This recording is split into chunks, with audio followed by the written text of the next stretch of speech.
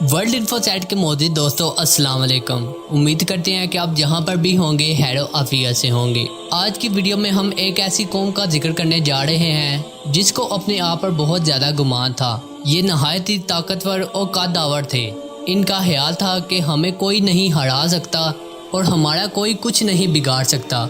ये ज़मीन पर रहना अपनी तौहीन समझते थे, इसलिए ये पहाड़ों को तराश कर इसमें घर बना कर रहा करते थे। इस कौम का नाम कौम आद है और ये कौम मकाम अहकाफ में रहती थी जो अमान और हदर मौत के दरमियान वाक़या है, और ये एक बड़ा रेगिस्तान है।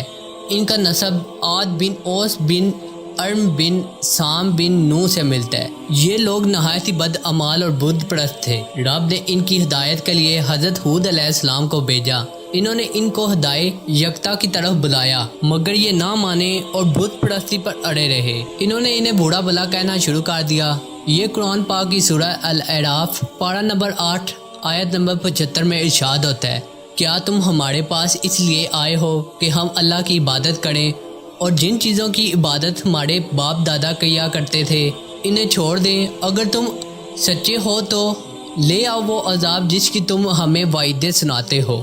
इसके बाद अजाब की शुरुआत कुछ इस तरह हुई कि 3 साल तक इन पर कहर साली छा गई, यहाँ तक कि लोग अनाज के दाने दाने को तरसने लगे। मगर इनके यहाँ एक रिवाज था कि जब कोई आफत आती तो ये मक्का की तरफ दुआव के लिए जाया करते थे।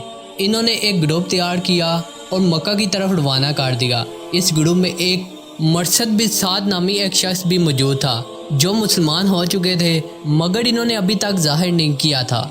जब ये वहाँ पहुँचे तो इन्होंने कहा कि ए मेरी कौम, तुम चाहे लाख दुआएं मांग लो मगर इस वक्त तक पानी का एक कतरा भी ना आएगा जब तक तुम ईमान नहीं लाते और हज़रत हूद अलैहिस्सलाम की बातों पर अमल नहीं करते। इनकी ये बात सुनकर इन लोगों को पता चल गया था कि ये ईमान ला चुके हैं। इस कौम ने इनको खूब मारा और अपने से अलग कर दिया और फिर दुआ में मसरूफ़ हो गए।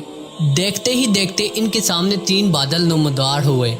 इन बादलों में एक सफ़ेद, एक स्याह कलर का और एक सुर्ख रंग का था। इस बादल से आवाज़ आने लगी, कोई एक बादल पसंद करो।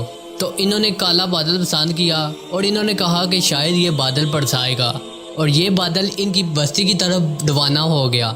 ये देख कर सब खुश हो गए, मगर जब हज़रत हूद अलैहिस्सलाम ने इस बादल को आता देखा तो इन्होंने फरमाया, ए मेरी कौम, अब ये अजाब बादल की सूरत में तुम्हारी तरफ बढ़ रहा है, तौबा कर लो। मगर वो ना माने और वो बादल आस्ता आस्ता इनकी बस्ती की तरफ बढ़ता गया। इसमें से अचानक आंधी आना शुरू हो गई और ये इतनी शदीद थी कि इसने ऊँटों के जिस्म से मांस तक को उखाड़ दिया। मगर आस्ता आस्ता ये आंधी और जोर पकड़ने लगी। ये सब अपने घरों में जाकर छुप गए जो पहाड़ में मौजूद थे। इनका ख्याल था कि ये बच जाएंगे, मगर इस आंधी से जो शिद्दत पकड़ रही थी वो ना बच सके। इस आंधी ने इनके घरों के दरवाज़ों को उखाड़ दिया और ये आंधी इनको घरों से उठा कर ले गई। ये इतनी सख्त थी कि 7 रात और 8 दिन तक रही। इस तरह इस कौम का एक भी शख्स जिंदा ना रहा। इस कौम के लोग इस तरह पड़े थे जैसे खजूर के तने जो ज़मीन से उखाड़ दिए गए हों। इसका जिक्र अल्लाह ताला ने कुरान पाक में यूँ किया है, और आज के लोग सख्त गर्जती आंधी से हलाक किए गए। अल्लाह ने इन पर वो आंधियाँ